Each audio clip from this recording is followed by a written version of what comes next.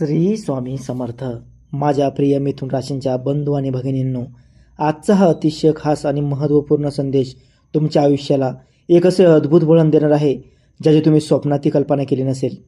तुमच्या घरामध्ये आत्तापर्यंत जे काही अडथळे आले, जे काही कष्टाचे आणि अडचणीचे दिवस तुम्ही पाहिले, तुमचे दुःख बघून तुमच्या पितरांच्या डोळ्यात अश्रू आले, पण त्या सगळ्यामागे एक खूप मोठी दैवी कारण होते आणि आज ते कारण संपुष्टात येण्याची वेळ आली आहे. तुमच्या पूर्वजांनी म्हणजेच तुमच्या पितरांनी वर्षानुवर्षापूर्वी तुमच्या कुलदेवतेच्या निसर्गरम्य आणि पवित्र चरणी बसून एक विशेष आशीर्वाद मागितला होता आणि तो आशीर्वाद आता तुमच्या आयुष्यात प्रत्यक्ष फळाला येत आहे. पिढ्यानपिढ्यांपासून तुमच्या घराण्यावर चालत आलेले जे पितृऋण होते ते येत्या अवघ्या 10 दिवसांमध्ये पूर्णपणे मुक्त होणार आहे आणि त्यासोबत तुमचे नशीब 360 अंशात पालटणार आहे. तुमच्या घरात अचानक सुखाची आणि समृद्धीची भरभराट होईल. थांबलेली कामे वेगाने मार्गी लागतील आणि जुन्या नातेवाईकांची आनंदाने घरात ये-जा सुरू होईल. हे मी तुम्हाला पूर्ण आत्मविश्वासाने सांगतो. पण थांबा, या मोठ्या आनंदासोबतच तुम्हाला अत्यंत सावध राहण्याची गरज आहे. कारण या अत्यंत पवित्र अशा 10 दिवसांच्या काळात जर तुमच्याकडून 2 गंभीर चुका झाल्या तर हीच पितृकृपा तुमच्यावर उलटी पडू शकते आणि हातात आलेला सोन्यासारखा घास हिरावून घेतला जाऊ शकतो. या 2 चुका कोणत्या आहेत ते मी तुम्हाला या संदेशाच्या शेवटी अगदी सविस्तर सांगणार आहे. त्यामुळे एकही क्षण न गमावता हा व्हिडिओ शेवटपर्यंत शांतपणे पहा. तुमच्या घरातल्या प्रत्येक कोपऱ्यात आता एका नव्या आशेचा किरण पसरू लागला आहे आणि तुमचे संपूर्ण कुटुंब या दैवी बदलाचे साक्षीदार होणार आहे. जर तुम्ही भूतकाळात खूप अपयश पाहिले असेल तर समजून जा की तुमच्या संयमाची परीक्षा आता पूर्ण झाली आहे. पूर्वजांच्या तपश्चर्येचे फलित आता थेट तुमच्या हातात येणार असून तुमच्या सर्व आर्थिक समस्यांचे कायमचे निवारण होणार आहे. या 10 दिवसात तुमच्या घरात घडणाऱ्या लहान सहान सकारात्मक घटनांकडेही बारीक लक्ष ठेवा, कारण ते कुलदेवतेच्या आगमनाचेच संकेत आहेत. तुमच्या घरातील वातावरणात असणारा ताणतणाव हळूहळू निवळत जाईल आणि एकमेकांबद्दल असलेला आदर द्विगुणित होईल. आता आपण मिथुन राशीची ग्रहस्थिती आणि कुलदेवतेच्या कृपेने होणारा सकारात्मक बदल अगदी बारकाईने समजून घेऊया. तुमच्या राशीवर सध्या कुलस्वामिनीची आणि पितरांची इतकी प्रचंड कृपा दृष्टी आहे की जे ग्रह आत्तापर्यंत तुम्हाला त्रास देत होते तेच आता तुमचे पाठीराखी बनत आहेत. भूतकाळात तुमच्या हातातून निसटलेल्या मोठ्या संधी, मग ती चांगल्या नोकरीची असो, मोठ्या व्यापाराची असो किंवा एखाद्या गुंतवणुकीची असो, त्या संधी स्वतःहून चालून तुमच्या दारात पुन्हा येणार आहेत. तुमच्या डोक्यावर असलेले कर्जाचे डोंगर हलके होण्यास सुरुवात होईल आणि उत्पन्नाचे नवीन मार्ग अचानक सुकर आणि मोकळे होतील. तुमचे मन जे सतत चिंतेने आणि अनिश्चिततेने व्यापलेले असायचे त्याला एक वेगळीच अभूतपूर्व शांतता लाभेल आणि घरातील वातावरण एकदम उत्साही बनेल. ग्रहांची ही अनुकूलता तुम्हाला समाजात नवीन ओळख आणि प्रचंड मानसन्मान मिळवून देण्यासाठी पूर्णपणे तयार झाली आहे. तुमचे व्यापारी शत्रू किंवा कामाच्या ठिकाणी अडथळे आणणारे लोक स्वतःहून बाजूला होतील आणि तुमचा प्रभाव वाढीस लागेल.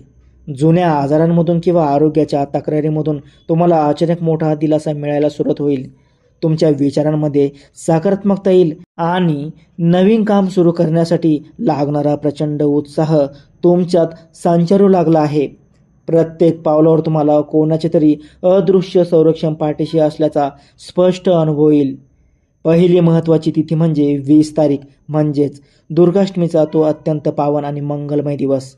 या दिवशी तुमच्या कुलस्वामिनीच्या आणि साक्षात श्री दुर्गा देवीच्या कृपेने तुमच्या घरातील आणि आयुष्यातील सर्व नकारात्मक शक्तींचा समूळ उच्चाटन होणार आहे. बऱ्याच काळापासून कौटुंबिक कलह, पती पत्नींमधील गैरसमज किंवा आर्थिक चणचण यामुळे तुम्ही त्रस्त असाल तर या दुर्गा अष्टमीला ती सर्व संकटे जळून खाक होतील. या दिवशी तुमच्या घरात एक अभूतपूर्व सकारात्मक ऊर्जा प्रवेश करेल, ज्यामुळे तुमचे थकलेले पैसे परत मिळण्याचा मार्ग मोकळा होईल आणि कुटुंबात आनंदाचे वातावरण निर्माण होईल. तुमच्या व्यवसायात किंवा रोजगारात अचानक ग्राहक वाढतील आणि नफ्याचे प्रमाण वाढल्याचे तुम्हाला स्पष्टपणे दिसून येईल. घरामध्ये किंवा दुकानात असणारी उदास आणि नकारात्मक ऊर्जा नष्ट होऊन एक प्रसन्न वातावरण तयार होईल. या दिवशी तुम्ही कुळदेवतेची केलेली छोटीशी पूजासुद्धा तुम्हाला हजारो पटीने फळ देऊन जाईल. तुमचे मन जे सतत अस्वस्थ असायचे ते या दिवशी कमालीचे शांत आणि संयमी बनेल.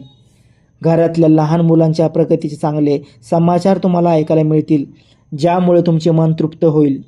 पण इथेच तुम्हाला पुन्हा एकदा त्या गंभीर चेतावणीची आठवण करून देणे अत्यंत गरजेचे आहे. या 10 दिवसांचा हा काळ अत्यंत संवेदनशील आहे आणि जर तुम्ही त्या 2 चुक्या केल्या तर पूर्वजांनी कमावलेले हे पुण्य निष्फळ ठरू शकते. पितृऋणांतून मुक्त होण्याची ही सुवर्णसंधी जर तुम्ही गमावली किंवा त्या नियमाचे उल्लंघन केले तर तुम्हाला पुन्हा एकदा जुन्याच त्रासांना आणि संकटांना सामोरं जावे लागेल. ही गोष्ट मनात पक्की बिंबवून ठेवा.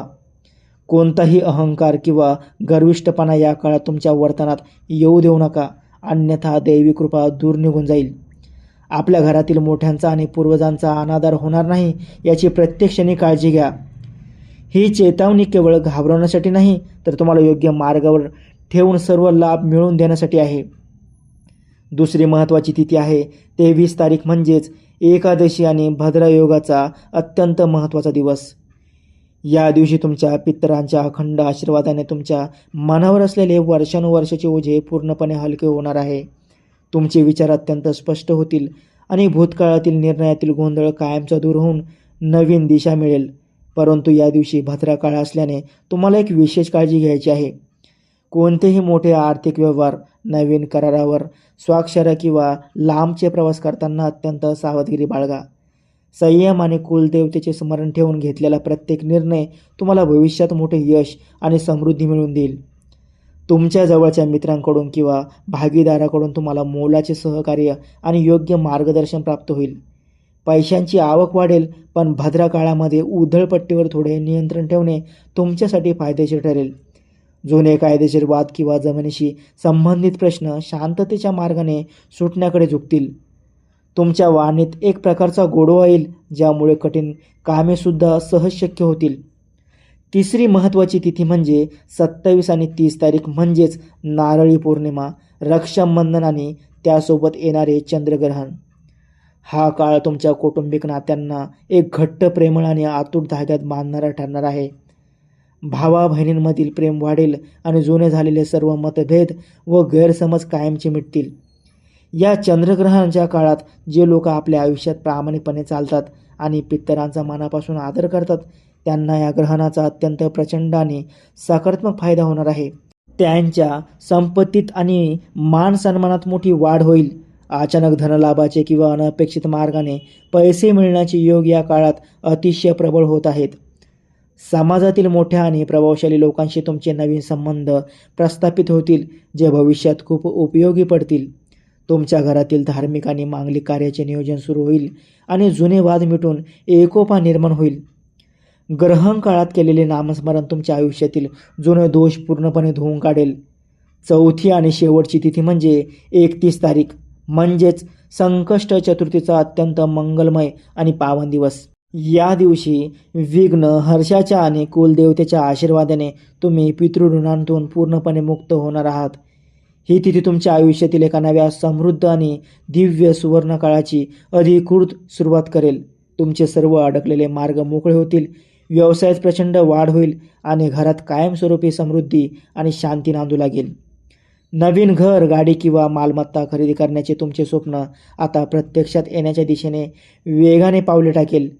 नोकरीत बढती किंवा पगारवाढीच्या बातम्या तुम्हाला ऐकायला मिळतील, ज्यामुळे तुमचे कुटुंब अत्यंत आनंदी होईल. तुमच्या आयुष्यातील सर्व प्रकारच्या चिंता आणि भीतींचा पूर्णपणे नाश होऊन एक नवीन आत्मविश्वास निर्माण होईल. आता आपण त्या 2 अत्यंत महत्त्वाच्या चुकांकडे येऊया, ज्या तुम्हाला या 10 दिवसात चुकूनही करायच्या नाहीत.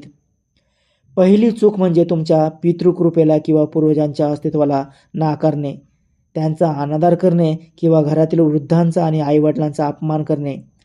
दुसरी चूक म्हणजे या 10 दिवसाच्या काळात श्राद्ध, तर्पण, पिंडदान किंवा पितरांच्या नावाने करायच्या दानाकडे पूर्णपणे दुर्लक्ष करणे किंवा ते आळसापोटी टाळणे.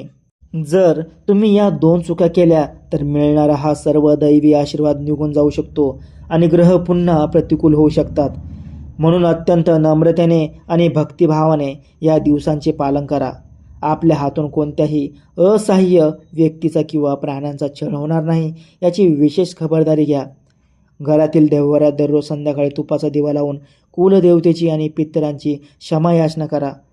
मिथुन राशींच्या जातकांनो, हा संदेश तुमच्या सर्व मिथुन राशींच्या आप्तेष्टांपर्यंत, नातेवाईकांपर्यंत आणि मित्रांपर्यंत नक्की शेअर करा.